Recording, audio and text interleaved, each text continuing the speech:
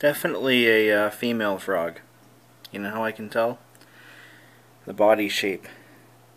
Female frogs are generally wider at the hips than males.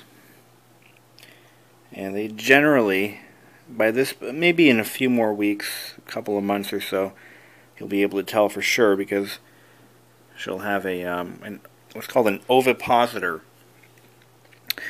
right between her legs and the back. What that is actually, it's like an egg laying apparatus. But I'm pretty certain that she is a female. I have no doubts in my mind. You can also tell their gender by how they eat. Females generally eat from the top of the tank, while males will scavenge for food along the bottom. She's very upset with me right now, since I've turned all these lights on. So anyway, I thought I'd do a quick update, see how these little guys are doing. I've had them since they were acquired as froglets on 1/22/2015, and today is March 1st, 2015. So they're only a couple of months out of the pet shop, and really acclimating to their new environment pretty well. Now this is the frog that I was concerned about. I saw some dark spots on her abdomen, and as she's grown, those dark spots have pretty much gone away. But I guess now would be a good time, good as any, to reveal her name. Her name is Rosie. Get this, Rosie the Ribbiter. That's the name I've decided on. As an allusion to, or homage to Rosie the Riveter, the women's rights, World War II era poster. Anyway, so that's her name. Her name is Rosie. There is no other name I could use. So let's take a look at the other one. Now, I can't tell for certain whether this is a male frog or a female frog. They're about the same size. They're the exact same age, and they're still about the same size. But I have a suspicion that I have two female frogs. And, of course, I won't know until they're fully matured, which can take another couple of months. But they're about the same size, about the same body shape, and they're both developed at exactly the same point. So I don't know for certain what this little guy is going to be, but I think it's another female, and I'm not really sure what I'm going to name her yet. But well, we'll get there. We'll get there as time goes by. Let's see. What could I call her? Come on. Give me a sign. What should I name you? Well, nevertheless, let's talk about how they behave in comparison to my last batch of frogs. Now, for those of you not familiar with my situation, I had 3 fully grown adult African clawed frogs. 2 of them were non-albino, and I had 1 albino. I had Kermit, was a male. I had a female, her name was Nibbler. And I had another female, the oldest one, her name was Leela, because she had 1 eye due to an injury. And they died all at the same moment, I would say, when the aquarium heater malfunctioned and caused the water to nearly come to a boil. It was a very sad day. Very sad indeed. But we're repopulating the tank here.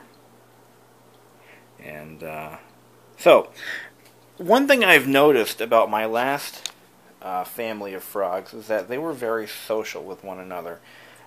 They wouldn't spend more than a few minutes away from each other.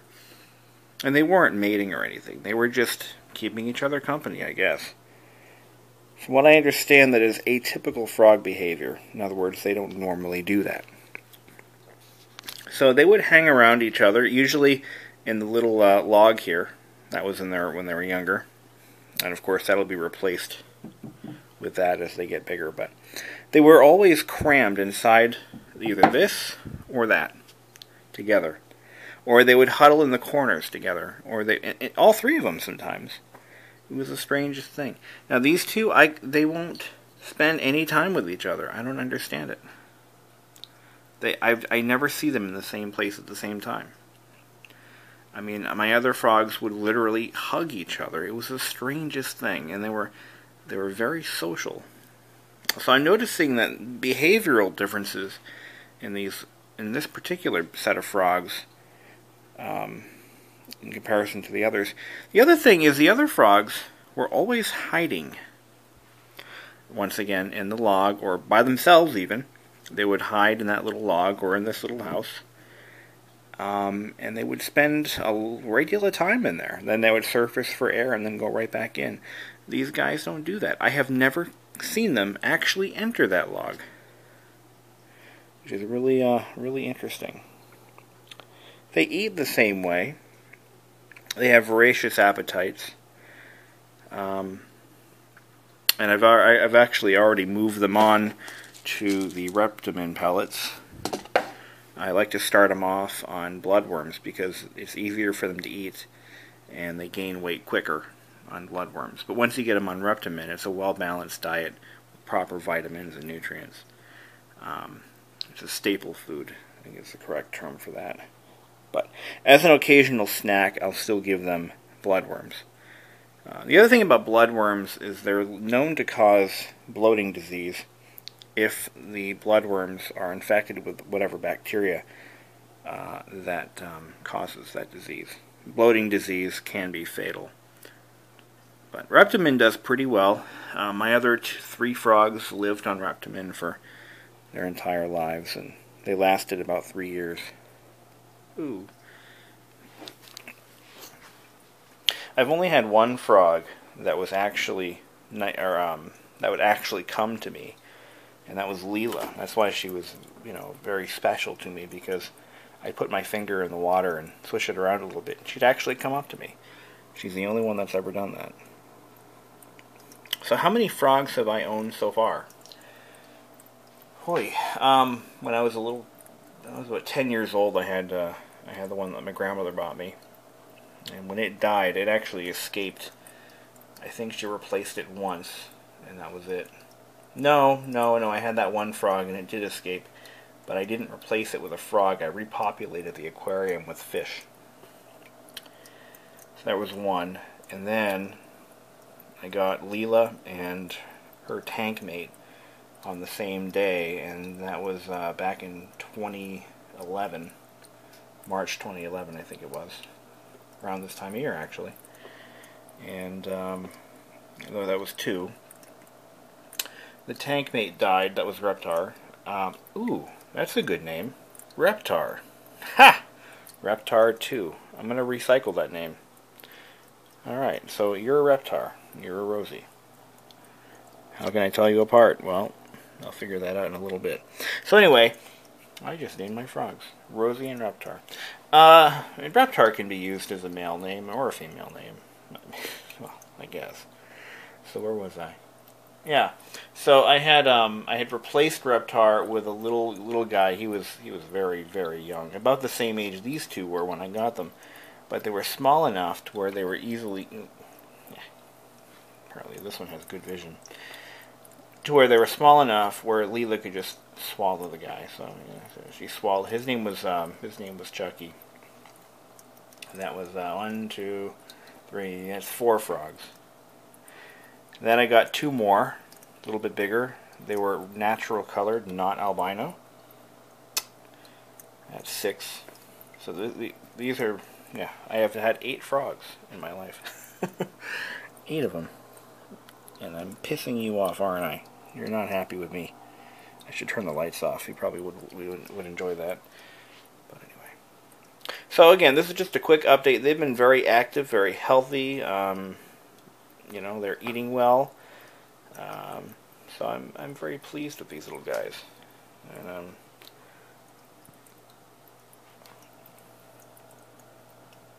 long as I don't move my head over there, I'm okay with it. So long story short, I think I've got 2 females here. And so there won't be any little tadpoles anytime soon. From what I've read, some breeds of frog can actually change their gender. They're actually hermaphrodites. I don't know how true that is, and I don't know what breed it is exactly. But some frogs actually develop their gender based on the population of the tank that they're with. So it's very, very not established at birth, apparently. Hey, you. Run away. You can't run. I haven't had any escapes. I had one fish escape, but that was a long time ago. My first frog did actually escape. He jumped out between a gap between the filter and the lid. Actually, same type of filter, but the gap was a little bit bigger. So what I did is when I set up this tank again for these new guys. Whoa. When I reconfigured this tank for these frogs, I replaced the entire hood and heater, of course. What I ended up doing was I bought a hard plastic back cover instead of the flimsy, covers you can cut with scissors. I had to use a Dremel tool to cut this all out so that the filter would fit. You got to be real careful. If you're going to raise frogs, you have to be mindful that they can escape almost any environment if they choose to. They could still get out if they jumped onto the ledge of the waterfall here and then jumped out that way, but that's never happened, fortunately. But you have to minimize the amount of, or the size of the openings around the hood. And I'll repeat this again for those of you who haven't seen my previous videos. But when you have frogs, they can't be mixed with fish unless you intend to feed those fish to the frogs. I think that's pretty self-explanatory. The other thing is, you have to minimize water movement. That means no air pumps. As cool as they are, you cannot have an air pump with a bubble screen or any toys or anything like that where bubbles come through, because that actually hammers the water too much. And you've got to realize that frogs normally live in ponds and very still waters. So the other thing is they have to have heat. The water temperature has to be stabilized around 74 to, I have mine set to like 75 degrees. That's a good temperature for them. Any higher than 82 is a little too high. Another consideration is you can't use the aquarium light. As tempting as that may be, sometimes people like to turn the lights on, during the evening, or, if it's in an office, you'll have the light on while it sits by the water cooler. Can't do that. Frogs prefer dark environments. They prefer murkier waters rather than cleaner waters.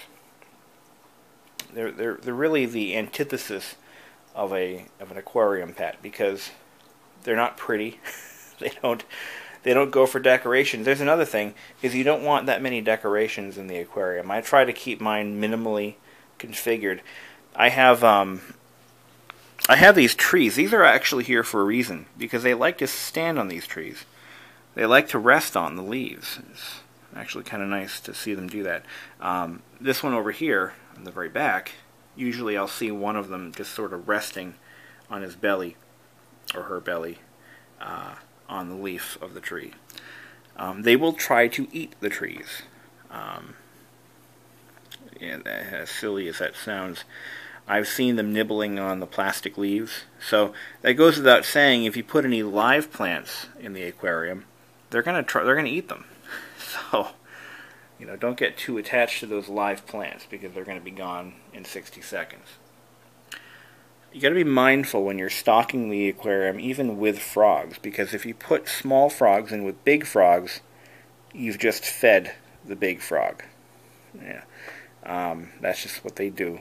They'll eat anything. They'll eat anything decaying or living. Yeah, look, they're actually together now. That never happens. One more consideration before I cut this video off. The rocks. Use river rock. Don't use those nice colored rocks that they sell at the pet store, because those little colored, they're actually more pebble-sized.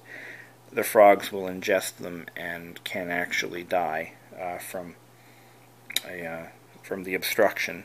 They can't pass pebbles. So you can use sand as a substrate, or you can use river rock. Nothing in between. These river rocks, they're now about 3 years old now. And what's nice about the river rock is they can actually harbor helpful bacteria, which helps to keep the water clear. And once every other week, about every other week, I vacuum all the rocks out. Or I don't vacuum them out, but I use an aquarium siphon to clean all the debris from within the rocks. Once every other week, and I change about half the water. No more than that. So, frogs as pets, they're a lot of fun because, they're unique. To me, they look like little people. They behave like them sometimes. And they have personalities that are unique to each frog, like people and like other animals. They're not beautiful, but, they're amphibians. They can live on land, and they can live on water. And on that note, I'll say one more thing. Yes, they can live on land for a limited period of time. So if you have one escape, you want to find it within 2 or 3 hours, if possible. They're hard to kill, but they can, they will succumb to their injuries. See, like other amphibians, frogs do have lungs, so they can breathe outside of the water. The problem with frogs is that their skin doesn't retain moisture very long. So they'll actually die of dehydration, not of lack of air. So I've had one frog escape, Leela, while I was cleaning the tank out. She escaped from my little bowl of water that she was in, and I had to chase her all around the first floor here. I mean, she was everywhere. She was diving under furniture, running across the kitchen floor, so that happens. So you want to be mindful of that. But aren't they cute? They are. Beauty is in the eye of the beholder, I guess. I think they're cute. I think they're a lot of fun to watch. It's a lot of fun watching them eat. They eat like it's their last meal ever. They're so funny. So what you're seeing here is they're actually surfacing for air. Now, normally, they can absorb oxygen through the water like any other fish. But when they're being incredibly active, or when they're just trying to rest, they'll surface for air and they'll just sort of hang there for a little while. They can hang there for half an hour or more. Not often, but they do. They can. I had one frog, I think it was Leela, that spent most of her time at the surface, just sort of chilling out. She had actually put her feet on that plant right there, so that she wasn't able to, so that she wasn't moving around, so that would keep her firm in one particular spot, and she'd just sit there and, chill out, breathe, exist. And they don't all look exactly the same. You can usually tell them apart, basically by their noses, their eye spacing, some other body marks. When they're albino, it's a little harder to tell them apart because they have no distinctive markings, but you can usually pick up little, for example, their shading might be a little bit different. So, this guy is still a little smaller than Rosie. See, I can already tell them apart by their size. This one here, what did we just name him? Reptar. Reptar is a little bit smaller than Rosie, a little bit thinner. And